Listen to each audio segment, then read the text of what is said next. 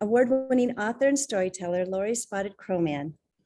And I think I should stop and take one step back. I've not introduced myself this entire time. I am Ann Gatling, and I am the STEM Ed co-director for Merrimack College, training teachers how to teach science as well as other things. But anyway, now back to Larry. Here we go. Larry has dedicated his life to Native American sovereignty and preserving the independence and history of Indigenous culture and identity. The art of Native American storytelling has been passed down for thousands of years from generation to generation, helping to preserve the traditions and ideals of Indigenous communities around the world. Sharing stories from his internationally acclaimed debut book, Tales from the Whispering Basket, and leaning on the history of the moon, stars, and night sky, Mann's oracle depiction of the Nipmuc people teach us lessons of love, courage, kindness, respect, humility, truth, and wisdom.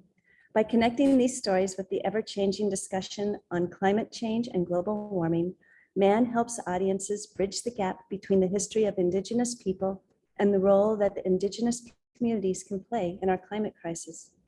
Mann hopes that by sharing these stories and the rich history of his people, we can come together as one and start eradicating the climate change barriers that we are all facing. With that, before I totally let him go, there's two things I wanted to share with you. First of all, here in North Andover, and I'm right here in Merrimack College right now, we have 4 nations that we know of. We're still researching to try and discover more, but we have 4. And one of them is the Pawtucket Nation. One of them is the Massachusetts, the Pinnacock, and the Wabanakis. And so they can, we have a museum here, a history museum that has some information on that. And we also have some parks in the area that have lots of rich history too. So, and then finally, Larry has an incredible story to share with us from an exciting week. So I open it up to you, Larry. Have fun. Thank you. Thank you. Kutabadamish, Niwachia, Yimnohak Nilawak. My name is Larry Spotted Crow Mann. It's an honor to be with you all here tonight with all you wonderful folks. And I really appreciate Merrimack College for having me here at the Moon over Merrimack. I'm looking forward to this night to spend together. And yeah, just to go on to what Ann was talking about, I had the honor of doing the opening song in land acknowledgement for the Boston Marathon this year.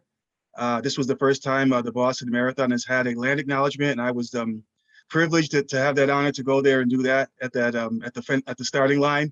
And actually, I sang at the finish line as well. So it was like a really busy week. Very exciting to meet the runners, and there was some honorings going on for our Indigenous runners such as Ellison Brown and Tom Longboat and many others. So that was a really, really exciting week. And so I wanted just grateful to all the people involved with that event, that it went off very nice, and everybody had a safe time and a lot of fun to be there, to be part of that energy. And so with that, again, I'm very happy to be here with you all. And so at this moment, I would just like to kind of pause and ask everybody just to take a deep breath and just kind of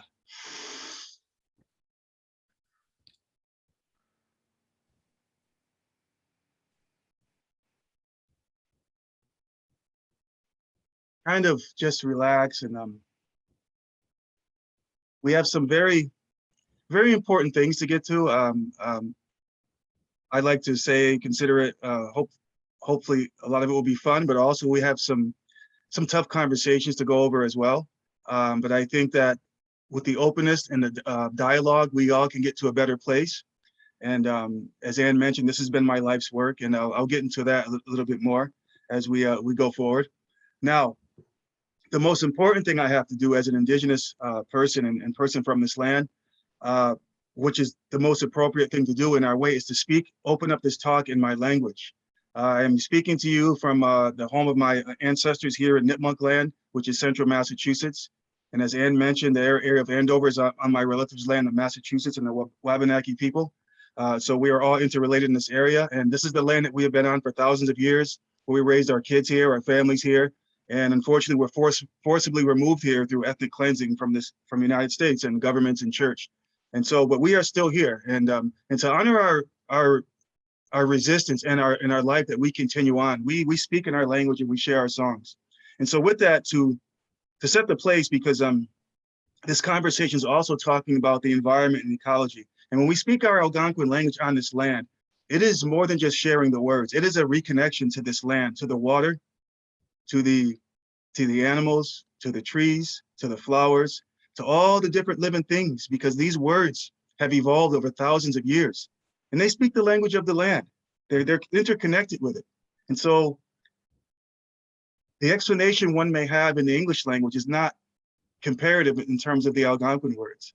And so we would say, when we welcome folks, we would say in our language, "Wun nashaw na tumo menetu, tabatni, watu chikinni sin, okumis, tabatni wuchi sapausu, wasukati ehuna, notas ninua menantiong, king nota yu pantaminok, and the male ninua me quantam kichia, ka mata wananta, ka nagutia kukuta ninua, menetu, wasukati ehuna, womanetatiu.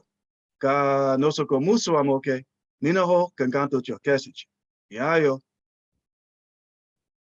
I greet you in the words of peace.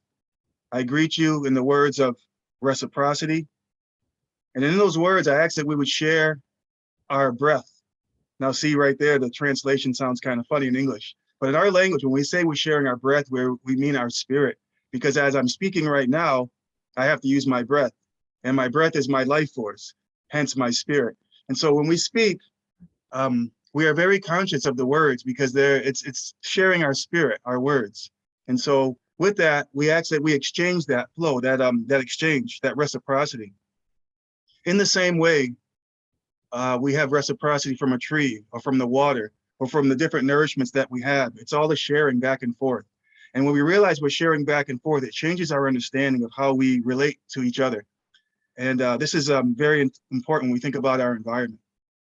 So I wanted to share those words with you, and also really preface this talk by wishing everybody good health. And this has been really a hard time for all of us during this pandemic. In my tribal community, the Nipmuc people, I'll talk a little bit more about in a few. We've lost too many people during this pandemic.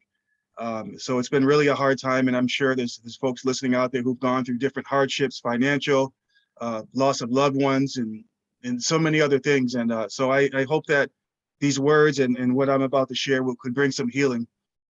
And the way we do that in our culture is, get some water here. We have our drum, and I don't know if you can see that. Our drum is the heartbeat of Mother Earth.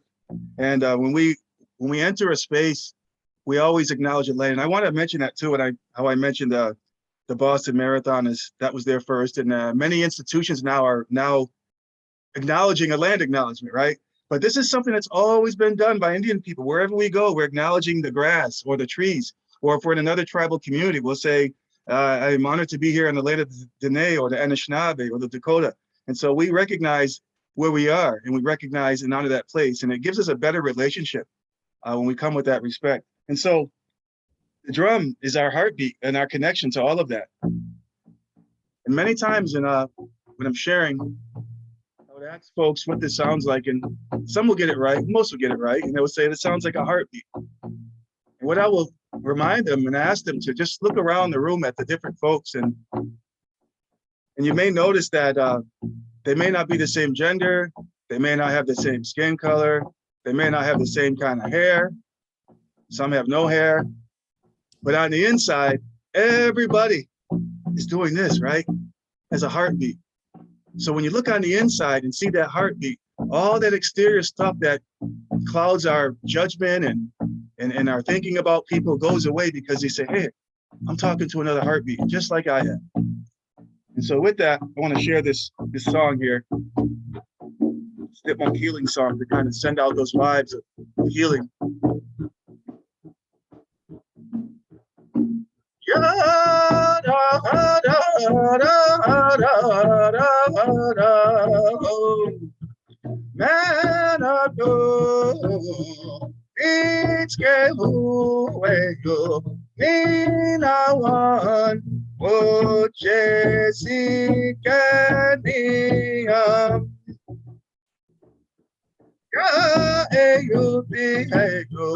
Pajutejo, Akwadi and Nenawa. Nina one be and them, Nina one be and them. Way yo, hey yo, hey ha. Way yo, hey yo, hey ha, hey ha. Way ha, hey ha. Ya da da da da da da da. Manado, Nitske Uweyo, Nina one, Ujesiganiam,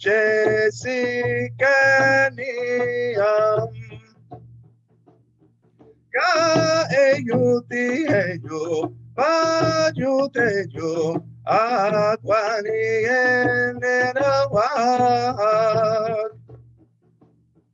Nina one behind them, Nina one behind them. Hey yo, hey yo, hey ya, hey yo, hey yo, hey ya, way ha, way ha, hey ha.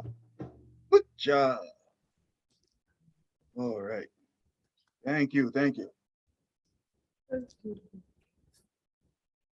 All right, so again, in English, my name is Larry Spotted Crow Mann from the Nipmuc Nation. I am a writer, poet, tribal historian, traditional storyteller, drummer, dancer, motivational speaker around youth empowerment, around sobriety and drug prevention. That's been the better part of my life. And as I said, of so many other topics, I could spend hours talking about that work. It's very vital and important to me. And also, I am really proud to say I am the co-director and co-founder of the Okiteo Cultural Center. Okiteo is also a Nipmuc word meaning a place to grow, and it has certainly been growing. It is the Okiteo Cultural Center is the first native-run and operated Indigenous center in all of Western and Central Mass. Please check us out, what we're doing there. We're doing some amazing work for our community, for educational pedagogy. As I said earlier, from STEM to brain tanning hides. We are doing so many different creative things there. We also have great support from Double Edge Theater and so many other allies out there. And so the allyship accomplices have been so important and vital to our work to make this really happen. Notwithstanding, so many other Native people have not tried that. And as being a director now, I'm into the world of learning a lot about cultural equity and inclusion in terms of museums and arts and the arts industry. So it's a very tangly world, right? And so I'm learning a lot about that and how to kind of traverse through that. And the more you go through that, you realize that organizations of color are always last on the list in terms of like support. We get 6% of donations, where the real power comes from any organization, not from grants and so on. So if your grants run out, you usually go broke and you have to shut down. But when you have the power of the people, right? Whereas white organizations have about 60% and the organizations of color have 6%, so usually they go under. And so we're really trying to change that narrative with the work that we're doing, because we're very diverse in terms of what our programs that we offer, from educational purposes for pedagogues and scholars and different institutions, from wildlife organizations who want to learn different things about Indigenous epistemology, to having a source for our community, whereas they can come and get different services. We're doing COVID vaccine services right now. We're having, as I said, drug prevention and art, creative expressions to our cultural ceremonies, which are not publicized, right? And so we're doing so many different things with this space that we have. And so I'm really excited to be a part of that. And so I'll stop sharing about that, because again, that's another thing that I can go on and on about. And so just a little bit more about me. I'm going to share my screen. I'm going to go through some slides. And so this talk's not going to be linear in any way, because there's certain things I would like to get to. And we're going to talk about environmental justice. We're going to do some stories, and I'm just going to give some historical background on the area, because I think it's very important to give context.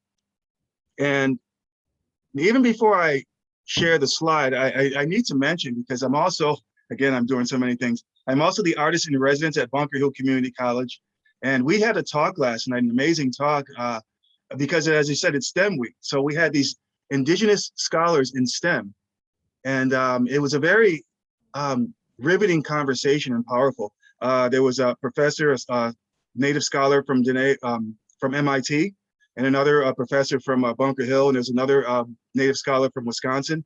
And they are doing incredible work. And so this is kind of a shout out to, as I share this to other schools and institutions throughout our country, because what I learned talking to them, these scholars, these native scholars in STEM, is that it's a very lonely place for them. So if you're in STEM right now, you can ask yourself, is there any native students in your class? Right. And they are like the student with the professor from MIT. He's into space science and really incredible stuff he shared, things I can't even remember. But one of the overall themes was how lonely it is to be there, and the ACES programs and things like that, where he didn't feel that connection. And so that's why, when I think about Okiteo, the work that we're doing there to make these connections and pathways. And so, and some of the studies show the reason why there are not that many Native people there, because Indigenous people growing up in their communities where science, math, and engineering, they haven't been accessible to them or encouraged.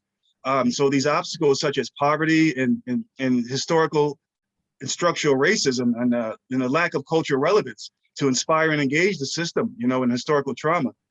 So for example, the Native students rarely see somebody of their race teaching, right? And so they don't have these kind of stimuli to kind of bring that forth. And so we're trying to shift all that. And so it was a very powerful talk, and I really needed to mention it because, and this is going to kind of segue into the stories, because Indigenous people are born scientists. We are born to be scientists. And what is science? Just observation, watching things. So we spend a lot of time observing things and figuring out how they work. And not only how they work, but how best they work in that system that they're in. Not to take them out of that system, because it's a holistic approach. And so we're going to go into some of that later, but I'm going to just kind of walk you through a little bit here okay, let's see, share, go back here. Okay, as we were saying earlier, jokingly, how I'm still not, all right, a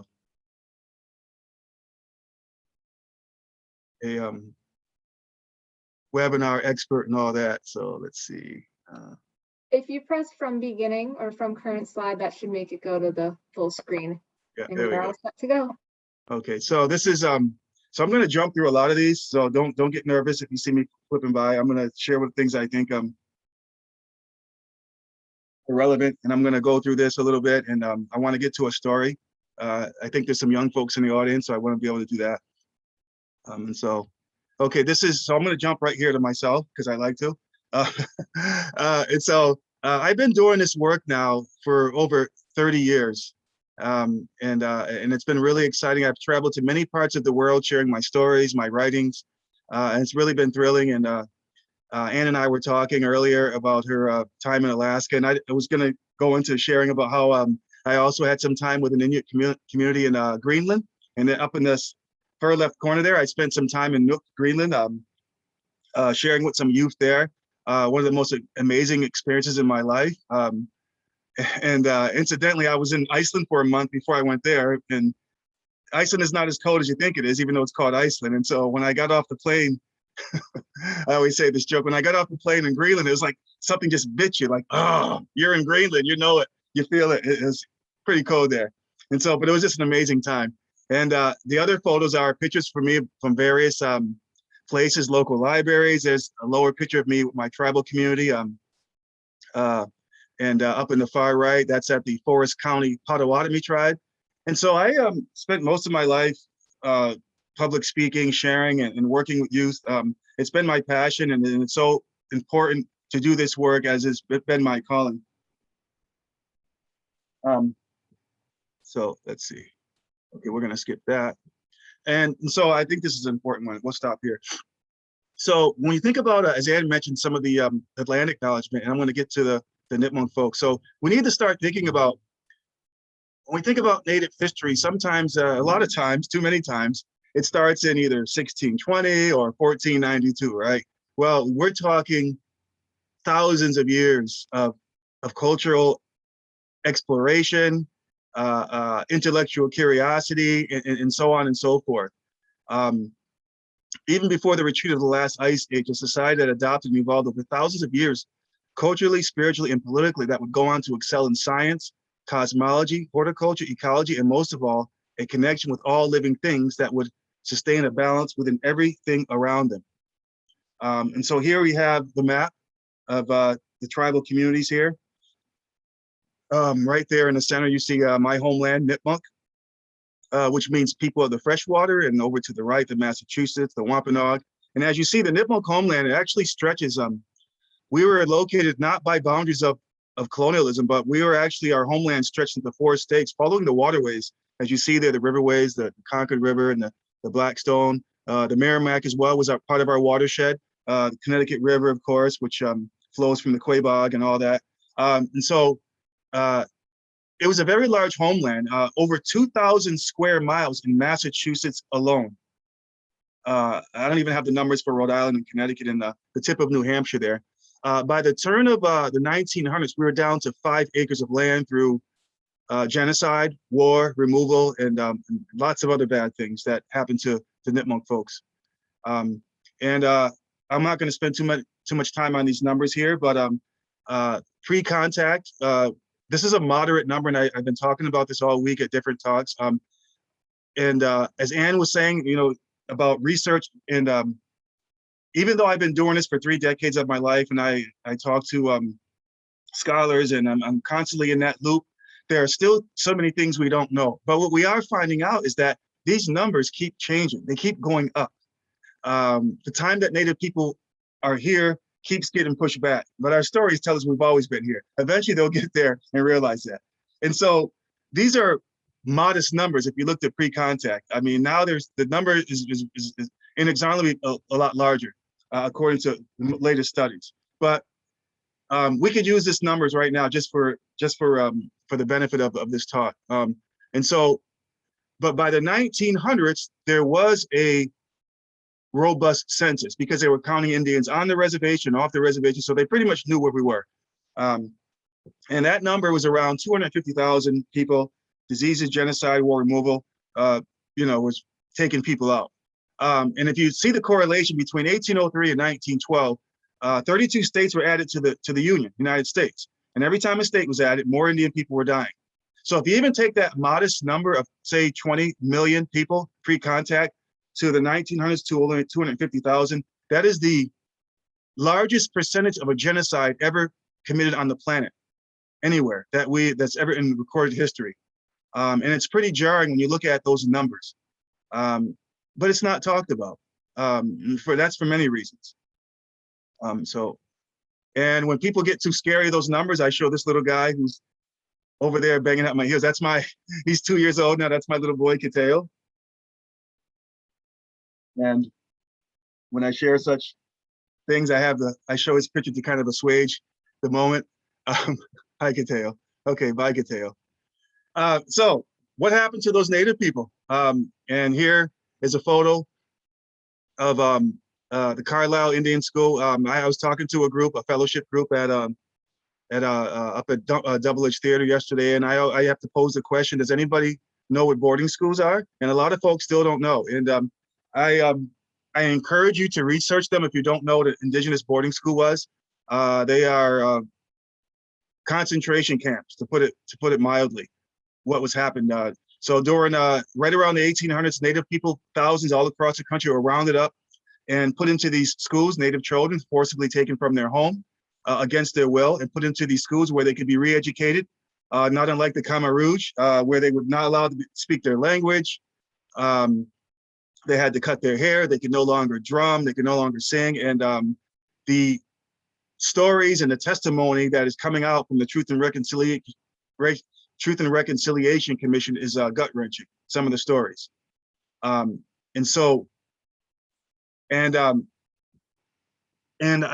need to underscore this to everything that indigenous pedagogy, epistemology, and story, none of it is abstract.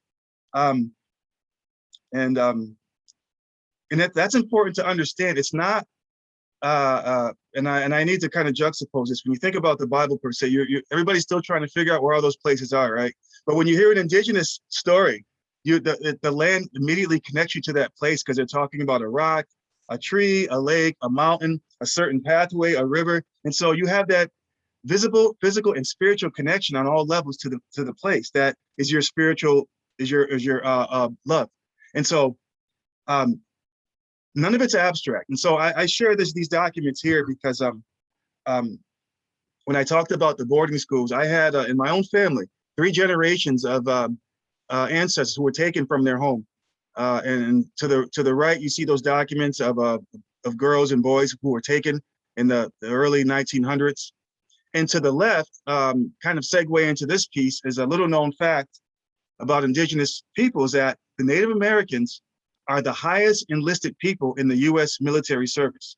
In other words, per ratio of their population, go back and look at the slide, it says we're about at 6.8 million people. So Native American people are joining the military higher than any other rate per portion of their race. And it's never been any different all through history.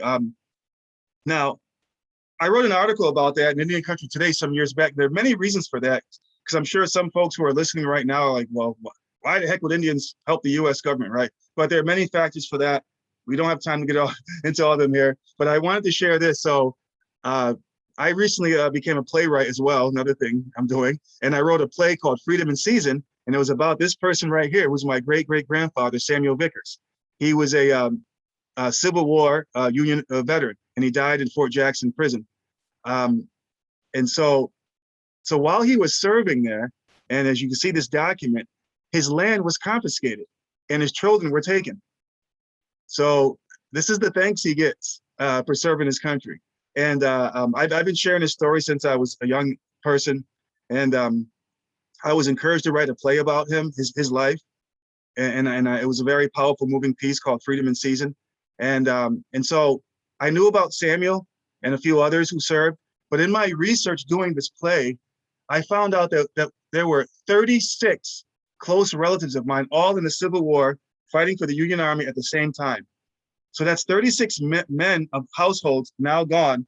And while most of them were gone, their lands were being confiscated by the state of Massachusetts, Rhode Island, Connecticut, because they served in different volunteer troops and Charter Oak, and this is different military units all throughout southern New England. And so this is what I mean when I say nothing is abstract when it comes to indigenous people, where we are affected up close and personal by all these different things. So this slide speaks for itself. When we think about America, George Erasmus, a respected Aboriginal leader from Canada, said, where common memory is lacking, where we cannot share in the same past, there can be no community. Where community is to be formed, common memory must be shared. And as you see these slides here, there's 2 different narratives that we have of America. And depending on the different things that you heard, an experience, a shared lived experience, as you see on the right, that's what many people who look like me have gone through. And it's not a thing of the past. That's important to understand. And forgive me if I'm going kind of fast through all this. And despite, I like to share, this is my great-grandmother, Lucy Vickers, who was a medicine woman. And unfortunately, she died the year I was born. I didn't get to meet her. And on the right, and I come from a long line of storytellers. My mom's sister, who's also passed away, Laura, and my uncle, brother, most of them are all gone now, sad to say, but they were, I grew up hearing stories. And to the right there, that's a story from my great uncle, Samuel Hazard, who's a medicine person, who taught my grandmother, who was her great uncle. And those stories were chronicled in 1936 in Sturbridge, and they're pertaining to how some of these, during the early 1800s, there were white settlers who were kind of venturing out into what we call the Wabaquasit area of Nipmuc country. And there was a little girl who had gotten sick, and the family had no idea what to do. They didn't know the trees, they didn't know the landscape. And so my great-great-uncle went out there, he did something, and the recipe is, what he did, turtle oil, and he did some different things. He got different mountain mint and a lot of these things we don't even know about today, but the healing is all out there. And the medicine people will tell you that the plants want to heal you. They want to protect you. That's why they're there. And so my great grandmother, you know, I've seen her in some dreams, and so it's important to realize that it's not a thing of the past. And, you know, a lot of times we say Native history, but I like to say Native presence, or I say history and presence. Okay. And so the Nipmuc people of today, and I'm watching my time here because I want to get to a story. Nipmuc people today, as well as other tribal folks, still have many different things that we are going through: health disparities, poverty, missing and murdered Indigenous women. The path to healing includes education opportunities for Native and non-Native alike, a reintroduction to the healthy and holistic relation to self, land, and community. Okay, that's my book, Morning Road. That will be up on the list. Okay. I don't know if you can see this slide here. It's probably, but this is Gregory Kahate, one of my inspirations. He's an Indigenous STEM scientist and scholar and superstar. I recommend any of his books, Gregory Kahate, for you STEM students out there. He gives you a whole new insight on STEM, really amazing person. And also Leroy Little Bear is another person. I don't have his book up here, but you can look him up. That's my book, Drumming and Dreaming. And okay, I'm gonna come back to this slide and stop sharing for a minute, because I want to kind of segue into, we heard a lot of hard things, right?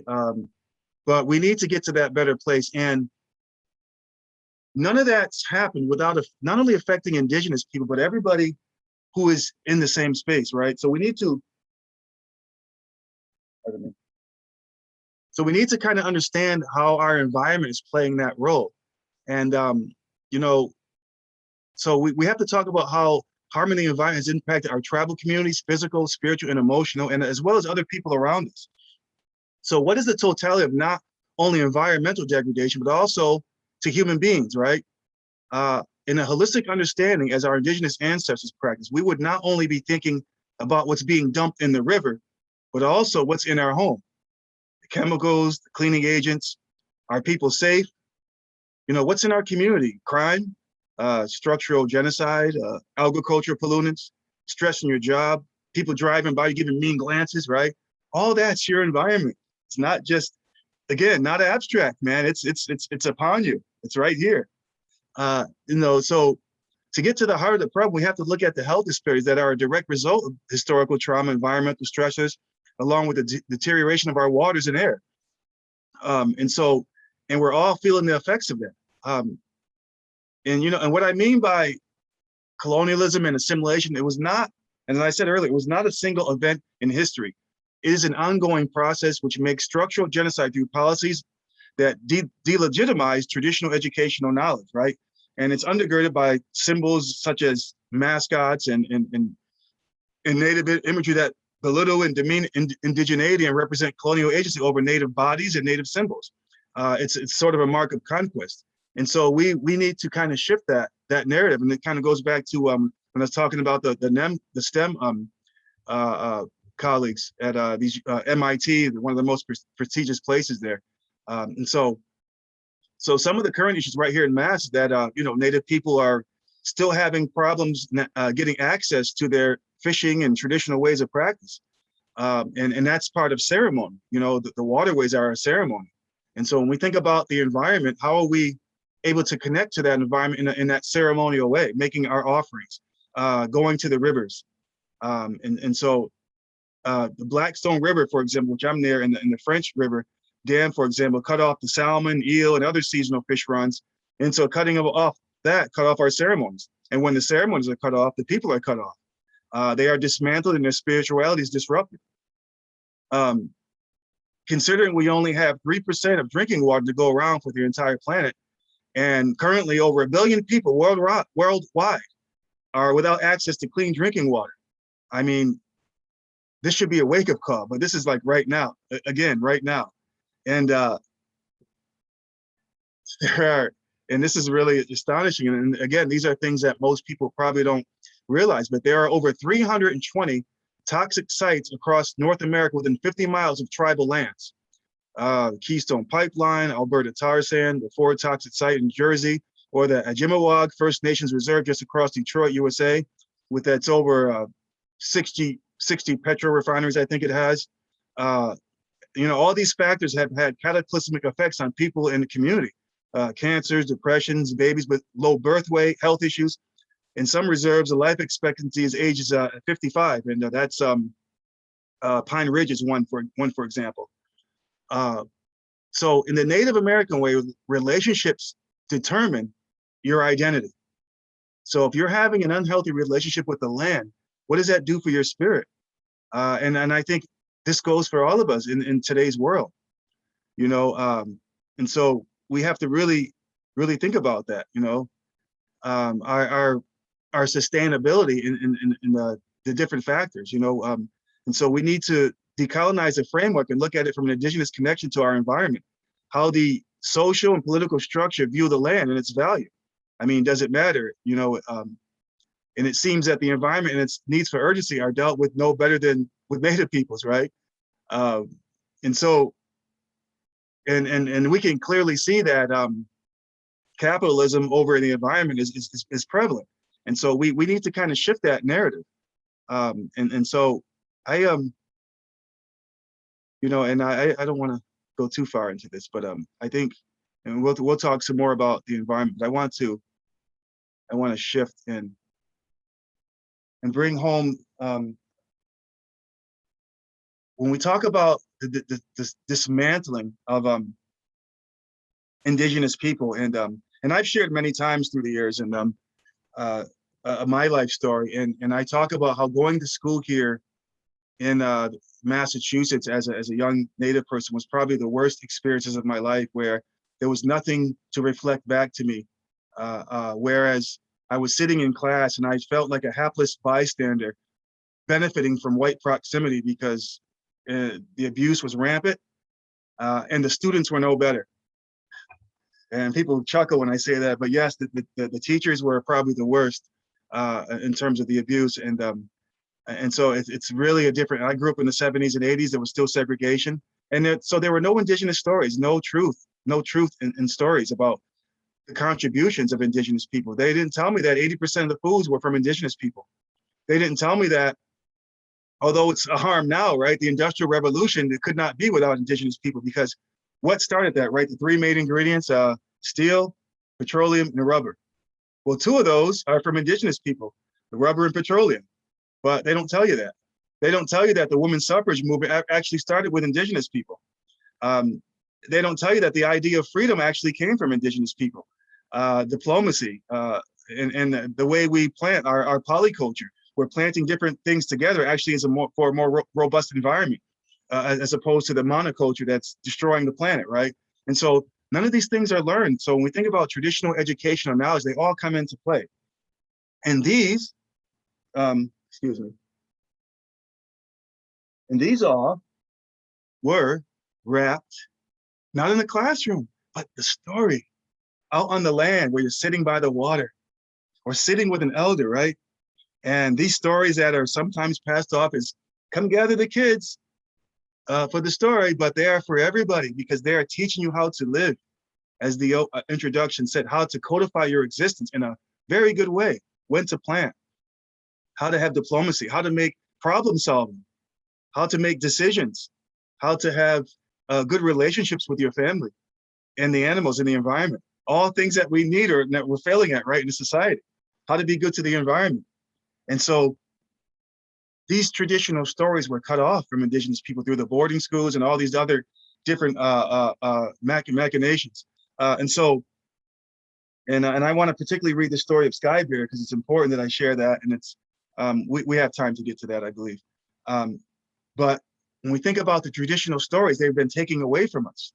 The sky, right, where all our stories are, of the stars, they became Greek.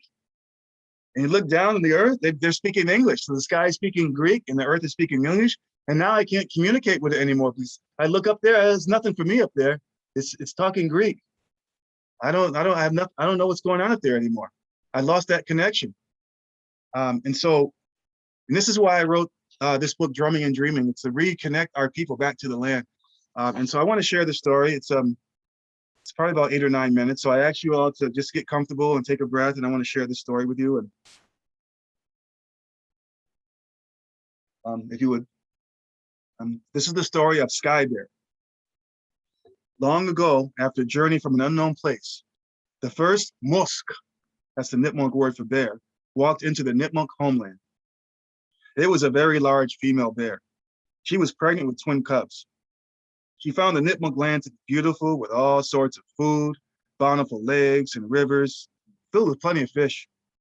There was plenty of trees, grasses, berries, pretty flowers, nuts, and plants everywhere. Can you see it? She decided to stay and make this their home. Shortly thereafter, her twin cubs were born. And after nursing them for a little while, she needed to give them other foods. Being new to this wonderful place, she was not sure what to feed her twins. So one, she fed only fruits, nuts, and grass. The other, she fed only fish and meat. The twins loved each other dearly and enjoyed challenging each other all sorts of games, much like other twins do. They were destined to be great leaders. Both cubs grew very strong and rapidly. Soon, they began to change from each other. The cub that ate fruits, nuts, and grasses was very calm and had a good heart. When he ate, he was very delicate and neat with all his food. Gently picking berries off the bush one by one, he took his time in seeing the world. The bear cub that ate only meat and fish also had a good heart, but he was also focused on protecting his brother and mother. He was very energetic, eager to get things he wanted. His goal in life was to be the best and strongest warrior ever. He also enjoyed fighting. His mother named him Roughminded Bear, and his brother became known as Gentle-Minded Bear. The two brothers began to disagree and bicker about everything. Although still cared for each other, they took separate paths into the Nipmuc homeland. Each bear formed their own powerful clans. Gentle-Minded Bear formed a clan of thoughtfulness, love, compassion, and laughter. Rough-Minded Bear created the clan of courage, strength, fierceness, and hunting skills. Each bear clan ruled over Nipmuc land. They were the biggest and one of the most powerful creatures around. Just as they were bear cubs, they were very competitive. Each clan wanted to do the best as they could, and they constantly battled each other. During games of bravery and strength, the rough-minded clan won. During games of intelligence and accuracy and wisdom, the gentle-minded clan won. They were almost evenly matched in everything they did, but neither wanted to say who was the best.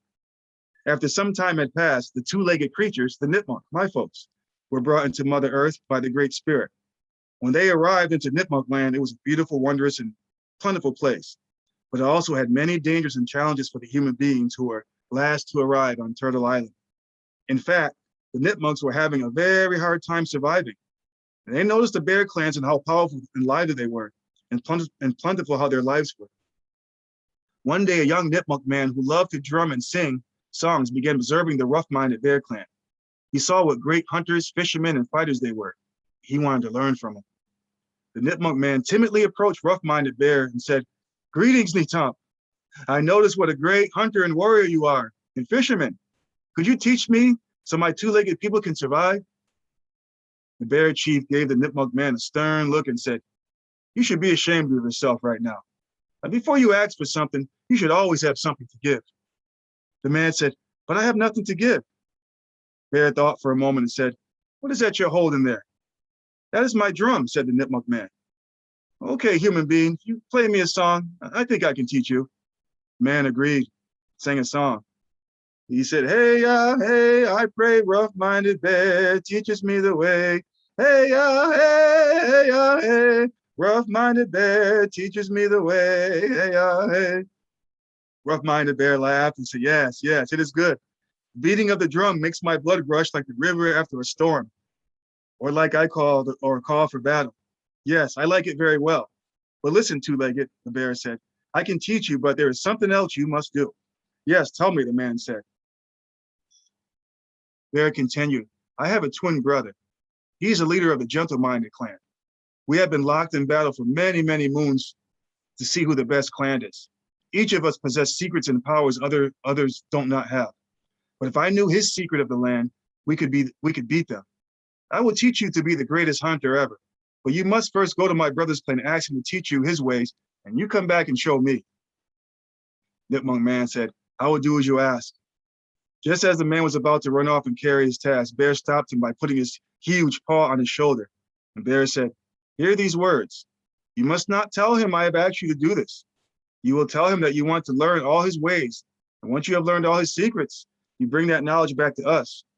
Then I will teach you our ways. The Nipmuc man nervously looked at Roughminded Bear, careful not to make eye contact. He then glanced at the huge paw that covered his shoulders with the claws that reached halfway down his chest. The Nipmuc man nodded and said, yes, yes. He was fearful about the task, but he felt it was worth it to gain those great skills. He walked for a few days and made it to the gentle-minded clan. He went to the gentle-minded bear chief and said, greetings, Nipmuc. I see you have great knowledge of all the plant medicines, grasses, fruits, trees, and the insect world. You show great patience, smarts, and wisdom when you're doing things. My people are new to Turtle Island, and it is a dangerous place. Could you please teach us the plant medicines and the trees and which berries to eat? Gentle-minded bear looked at him and said, greetings, Nipmuc, but you are being ill-mannered right now. You have come asking for something without offering something first. Nipmuc man said, I am sorry, but I have nothing to give you. What are you holding there? Gentle-minded bear asked. This is my drum. Bear said, well then, sing me a song, and if I like it, I will teach you. The man began singing the song. Hey ya, hey ya, hey. I pray gentle-minded bear teaches me the way. Hey ya, hey. He sang over and over. Gentle-minded bear said, very good, Nipmuc, very good. Your singing is like sparrows for earrings. I like it very well. I will teach you. But because I will teach you, this is very special. I need you to do one more thing for me. Yes, I will do what you ask, says the man. Once I teach you everything, gentle-minded bear said, go to my brother and ask to learn his ways. Do not say I told you to do this. Once you learn, come back and teach us. The man said, Niknakis, which is a Nipmuc word for yes. Bear taught him everything that he knew about plants and trees and the insect world and how to be patient and wise. Once he learned all the secrets of gentle-minded clan, the man changed. His senses were stronger than ever. The world was more vibrant. The Nipmuc man returned to the village of Roughminded clan and said, I have learned all the ways of gentle-minded. Roughminded bear replied, good, tell me what you know, and I will teach you what I know. The Nipmuc man taught him all the teachings of gentle-minded clan that he learned. The bear was much pleased. The rough-minded bear taught the men how to hunt, fish, be strong, and face danger, and have unbelievable courage. Then, as promised, the Nipmuc man went back and showed gentle-minded bear what he had learned. Gentle-minded bear was very pleased learning the ways of his brother, rough-minded bear. Now, once both clans possessed the sacred knowledge of the other, their bodies began to change. The bears became larger, wiser, heavier, so heavy that when they walked, their paws would sink into the earth and shake the ground. The Nipmuc man who held the secret knowledge of both clans became a powerful powwow, medicine man. When he would drum, the sound could penetrate into the dreams and spirit world. The bears resumed their competitions, but both clans were surprised that now they were evenly matched in all contests.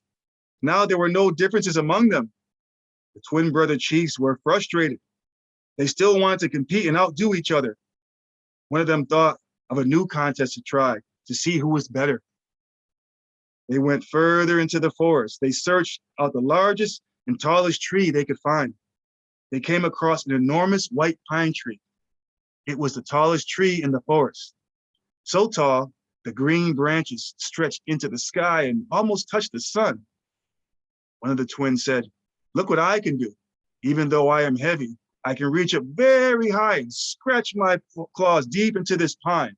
Much higher than you, brother," he added with a chuckle. The other bear said, No, you cannot," he declared. "I can scratch much higher than you. Watch this." And so another competition emerged to see who could scratch their huge claw marks the highest up into the massive tree. Higher and higher, they climbed the tree, trying to see who could scratch the highest point. Up they went. Because they were twins, once they got further up, nobody could tell them apart as the other bears looked on. They climbed and scratched, clawed and scaled up the giant tree into the dark of night. There were bears on the ground that began to yell to them to be careful and that they were going too high up. Some just wanted them to come back down. They were so far up that their large black bodies appeared as dots from down below. Now, after much time and lots of scratching, the bears were reaching the top. The twins scrambled as fast as they could to try to reach the tip first. As one bear lunged out, he began to slip. The other bear reached out and shouted, "Brother, I will catch you. Do not fall." He gave a great effort to grab hold of him, but he still was slipping away. As his brother began to fall back away from the tree, he reached out even further to try and save him. But as he did, he fell too.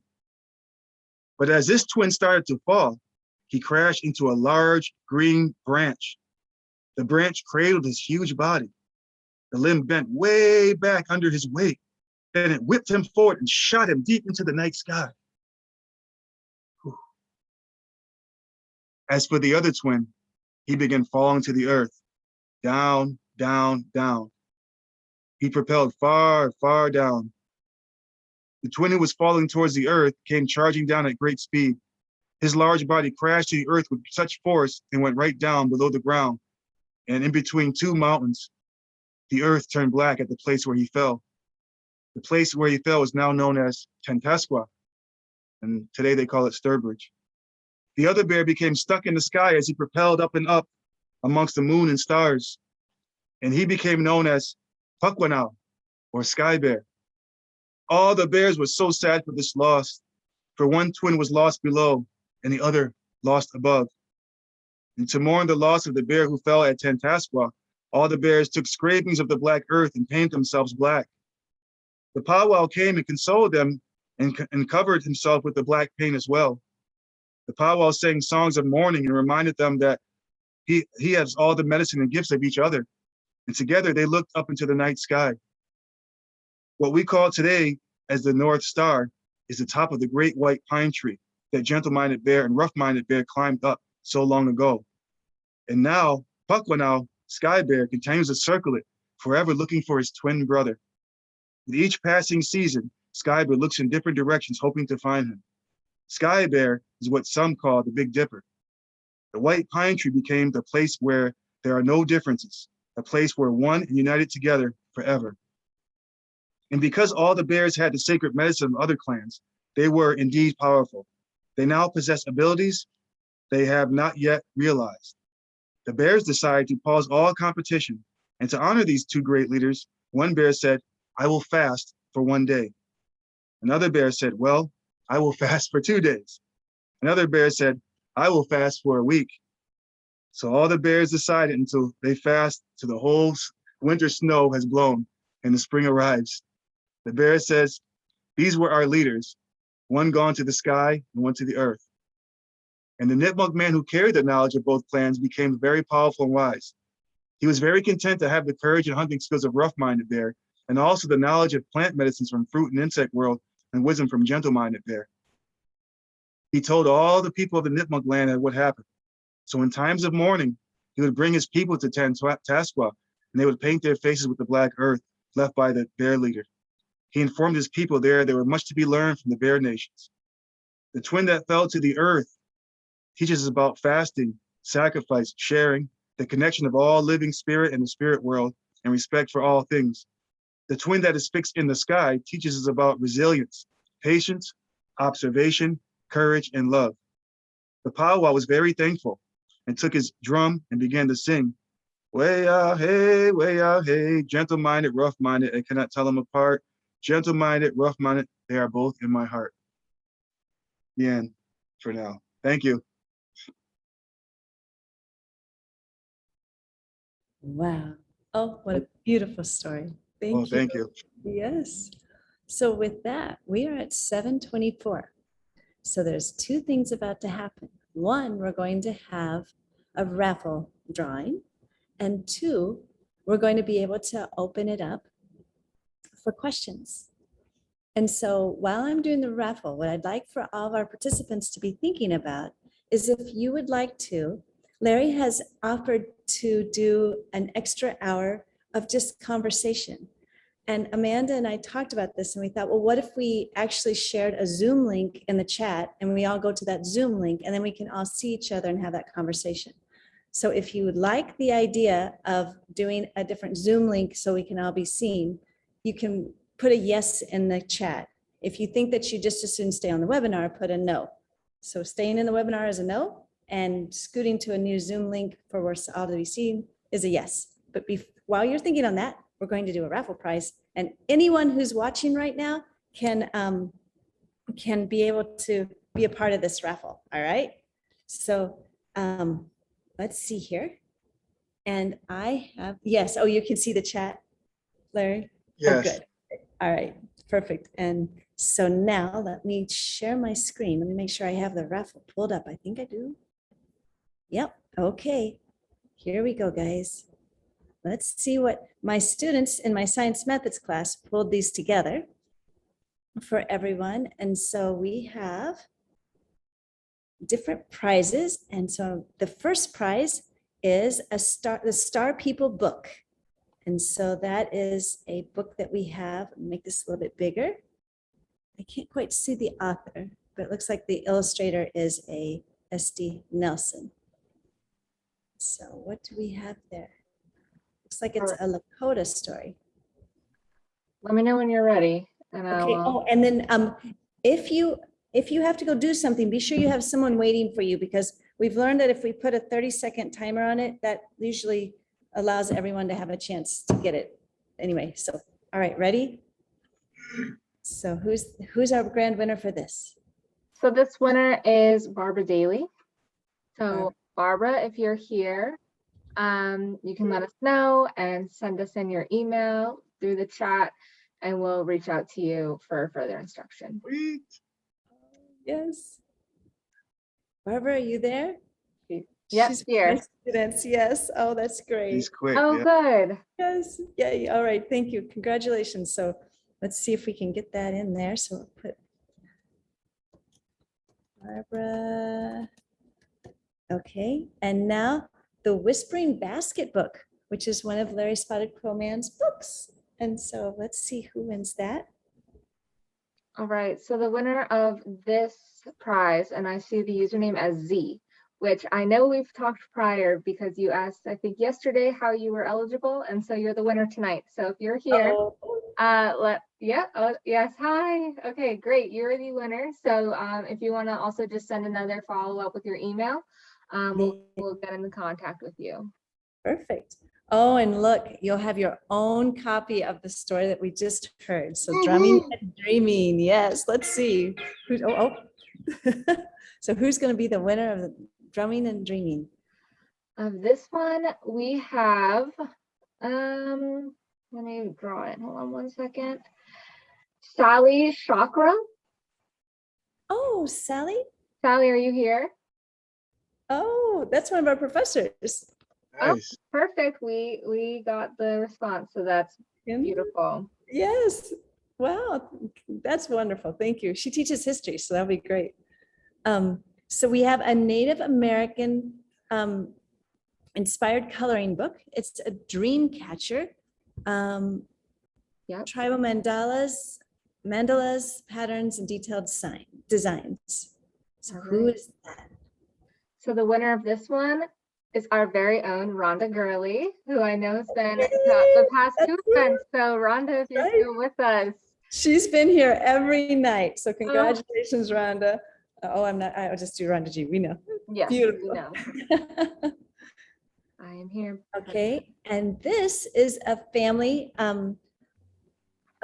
ticket to go for a day visit to the Museum of Fine Arts, and they have a Native American section there. So let's see who wins this. All right. Day in Boston. So this winner is Rena Stroud, another one of our professors. Yes. But I have a feeling is this the family? Is the whole? Oh, there you go. Sorry. Oh, they're all winning it. I know. Wow, that's great. So Josh now that Stroud. Hi, Josh. Yeah. Oh, awesome. Yes. Oh, good, Josh. So now this one is what's it called? A Native American quilt. It's a Lone Star. And I thought my students looked at a lot of different versions of this, and this became their favorite one to put on here for you. Oh, wow. And so, isn't that beautiful? All right. So the winner of this one is, oh, another person we've been messaging, Lillian. Lillian, Oh, Lillian. are you still here, Lillian? Oh, you're up here. You're a winner. Lillian Ben. Congratulations, Lillian. And I know you're on an iPad. Patient because her little iPad wouldn't let her see so much. And so Okay. that's a Yes, and if beautiful any of blanket. you are using an iPad, and if you weren't able to have the full view, this recording will be posted to YouTube and then will be posted on our Google site, so you can see the awesome slideshow at a full view. Yes, definitely. So Lillian, I wish we could hear you guys because I know you're just ecstatic. That's a beautiful blanket. All right. Yeah. Now, the Harvard Museum of Natural History is currently closed to the public. It's open to Harvard students, but they are opening up at the end of November. And so you'd have to wait until then. But the Harvard Museum of Natural History it's a day ticket for a family. And so let's see who has this. So the winner of this is going to the top of the list, Allegra Gately. Okay. Ooh, A-L-E. Allegra Gately. And if you're here, you're the winner. G-R. Here. All right. Was this the last? Oh, we have one more. Oh, yeah, we still have, okay. Okay. Wow, everyone, again, it's another quick night. Everyone's Oh, responding. it's Thank you, great. everybody. People are doing wonderfully. So this is a museum that I heard about just today and talking with Larry this morning. So this is the Mashantucket. Mashantucket, yeah. There we go. Yeah. Museum and Research Center. And it is down in Connecticut. But we have a day pass for a family for this one as well. And so it was really interesting. It was great talking with the person who worked there. I think that would be a beautiful day to run down there. Mhm. So I hope that whoever gets this can get a trip down to Connecticut. And so, Yes. So the winner, Angel. I just see the first name, but if you're here, let us know your email so we can definitely get your full contact information. yes, But if you're here, congratulations. you set the little timer. Mhm. So while you all are waiting, all of these awards, once we have them purchased, and we'll talk with you about like how many people in the family or whatever, but once we have them purchased, we will let you know and you'll be able to come to campus and pick them up at our Welcome Center. And so, but that's why we need your email address into the chat. Mhm. And so, let's see here. So that's everything. Or I think we're still waiting for the response. Oh, 3 more seconds, Angel. Uh-oh. Okay, so maybe, let's see, what do you think? Should we? Who's the next in line? Okay, yeah, maybe we should. Let's see. Okay, who do we have next? Oh, that's Allegra. Okay, so the person right below has already won, and so continuing down the list, it would be CJ Wong. Oh, CJ, wonderful. Oh, and she and her family would love this. Beautiful. Oh, good. Okay. Yes, wonderful. Oh, well, if CJ, are you here? Oh, I'm sorry, us know. CJ, are you here? We'll all text her otherwise. Yeah, you might be getting a phone call from Anne very shortly. Mhm. Oh, All right. Well, we'll keep an eye on that. we'll keep an eye and just see. And then Anne, if or you Angel, want to, whichever comes back first, CJ or Angel. okay, perfect. Okay, so And, yep, here. All right, awesome, CJ. Thank you. CJ, So that concludes the prizes yes, the for the price- whole week. Yes, the whole week. We are complete with that. And so it is 7:34. Now we have the opportunity. Yes, see, if you need to. Yep, you're perfect. So oops, there we go. So how many people would like to scoot to a Zoom link where we all can see each other? I kind of need to see. There's some hand raises as well. Oh, yes. So I'm just gonna-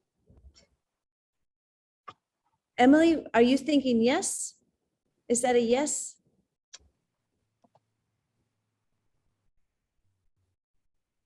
Let's see, I don't have any questions. Yes. Okay, Julie. Oh, people are saying that yes.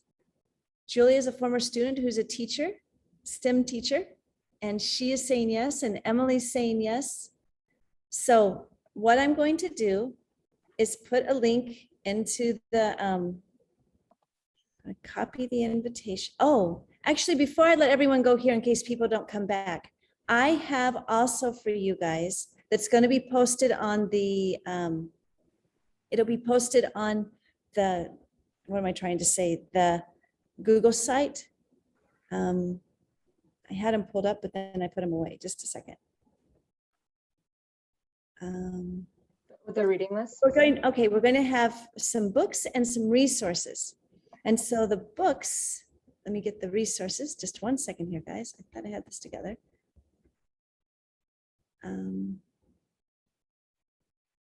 Okay, so I will share the books right now. And then we will go into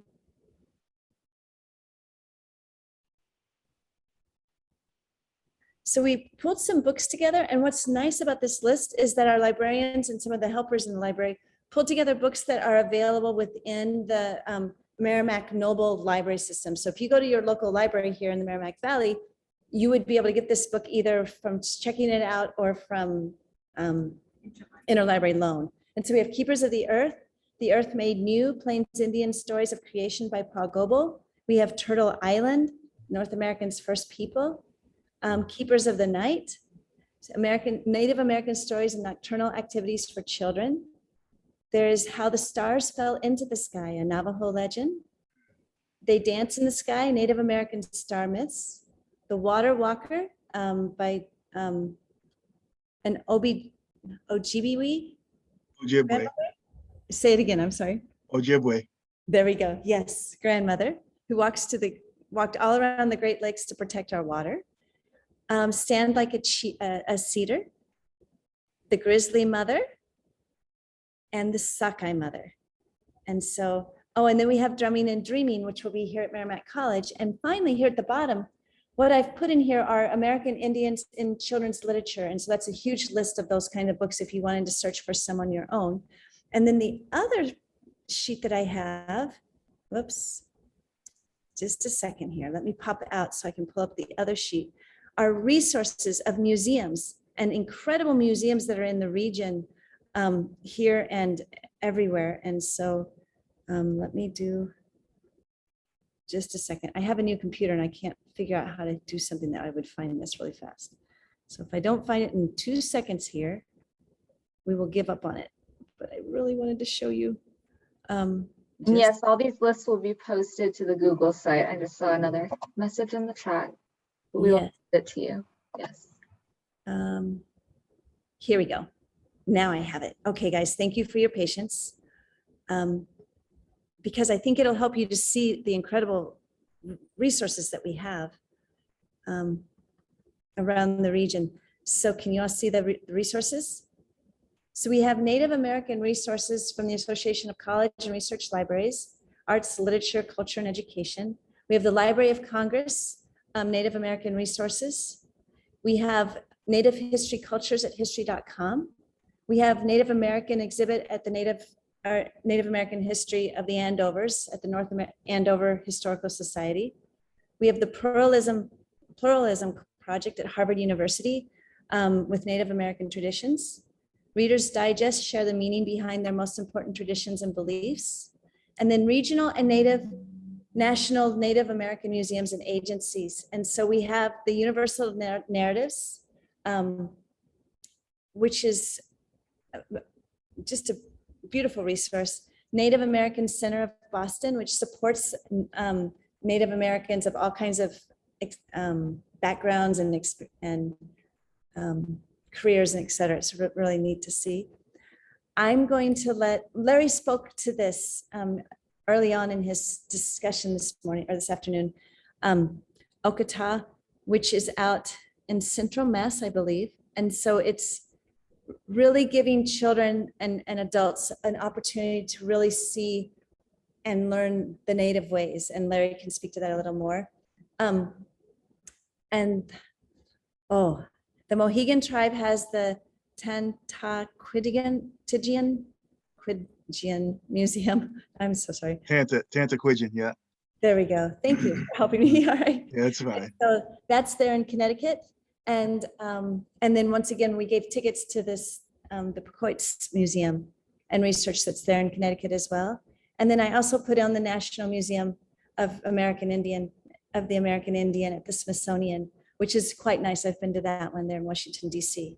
And so and each one of these links have multiple resources and beautiful, beautiful stories. And so both of these will be posted onto our Google, the website for Merrimack, Moon Over Merrimack. And so with that, I will stop sharing.